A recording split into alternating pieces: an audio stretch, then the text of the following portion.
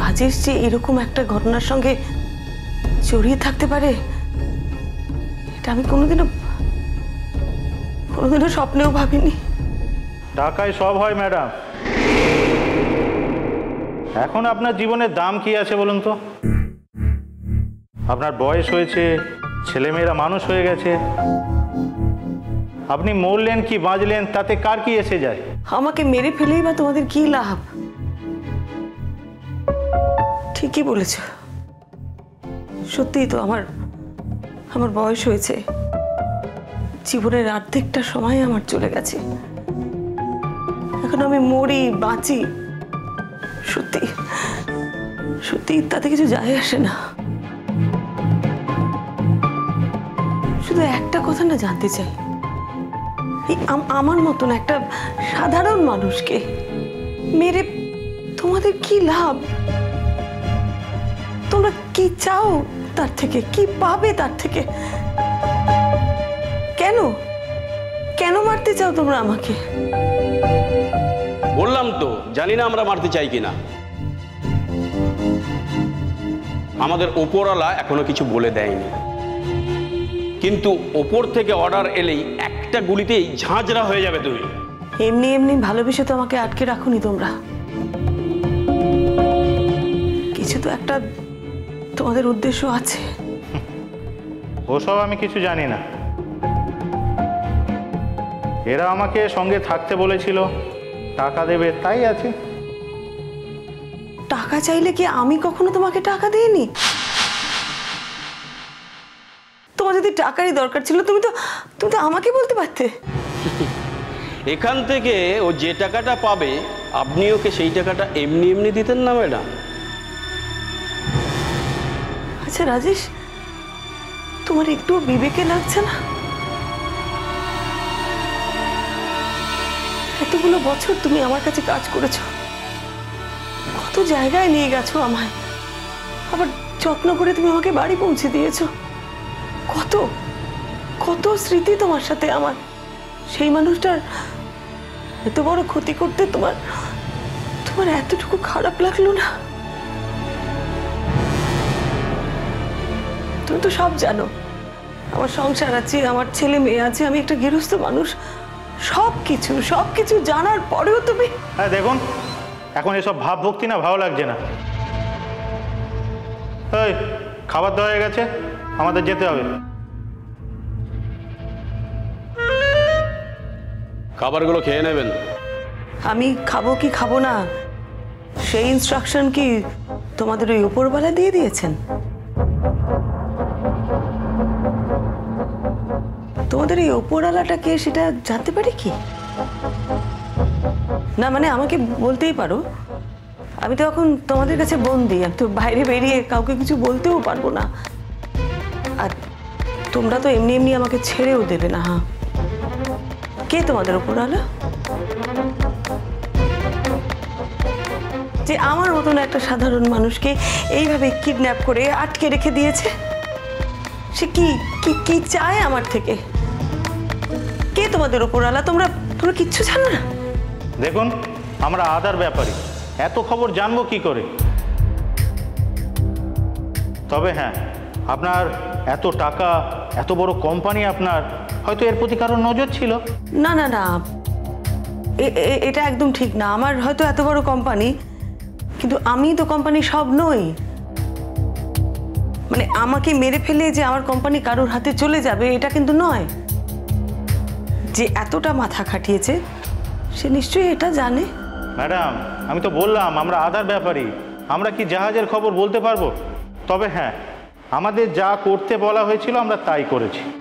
তুমি যে আমরা করে কথা বলছো না, সত্যি বলছি আমি এখনো মেনেই নিতে পারছি না যে তুমি। আপনার রাজেশকে ভাঙতে আমাদের দুদিনের বেশি সময় লাগেনি।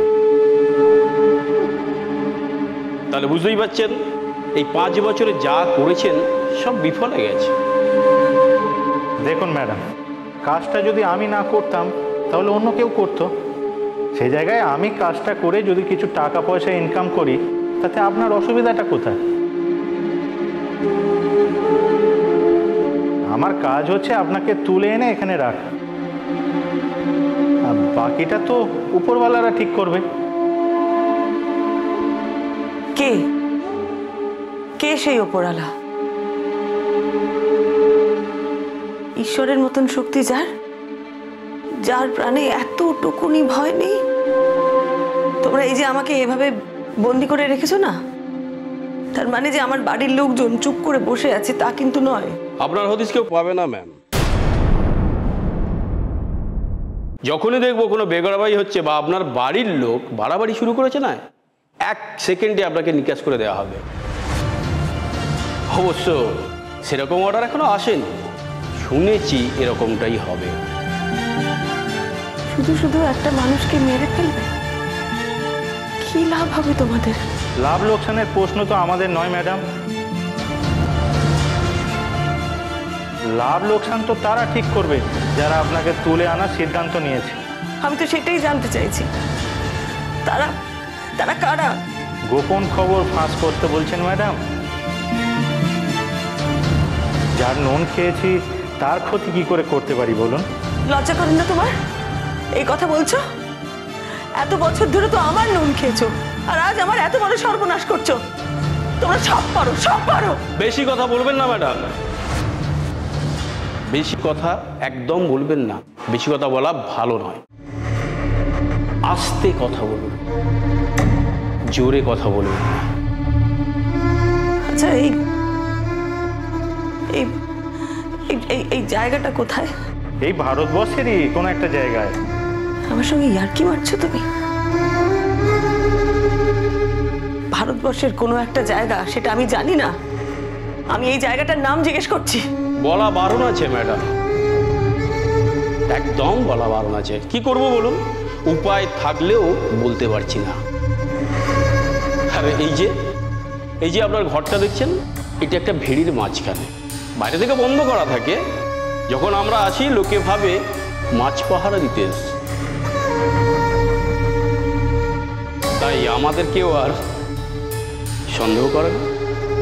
আপনি চিৎকার করলেও গ্রাম কিন্তু এখান থেকে অনেক দূরে, তাদের কান পর্যন্ত আপনার চিৎকার পৌঁছাবে না। তাই যত ইচ্ছা আপনি চিৎকার করতে পারেন। বেশ, আমাকে মারাই যদি তোমাদের উদ্দেশ্য হয়, আমাকে মেরে যদি তোমরা শান্তি পাও, মারো মারো, আমাকে মেরে ফেলো, কোনো অসুবিধে নেই। শুধু শুধু মরবার আগে যদি জানতে পারতাম একবারের জন্য যে কে কে আমাকে মারতে চায়, তাহলে আমি বোধহয় একটু শান্তি পেতাম।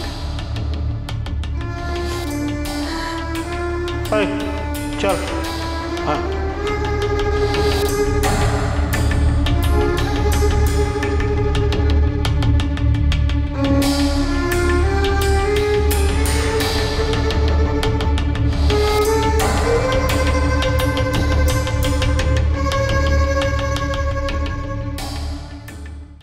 আগে কখনো কেউ মায়ের কোনো ক্ষতি করেনি, তাই না রে ছোটদা ভাই?